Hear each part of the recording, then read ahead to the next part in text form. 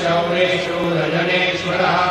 निलोकात्मा त्रिलोकेशः केशवकेशिः Hari Kamadeva गुणपूरयः पुण्यकीर्तिरनामयः मनोजवस्तीर्थकरो वसुनेता वसुप्रदः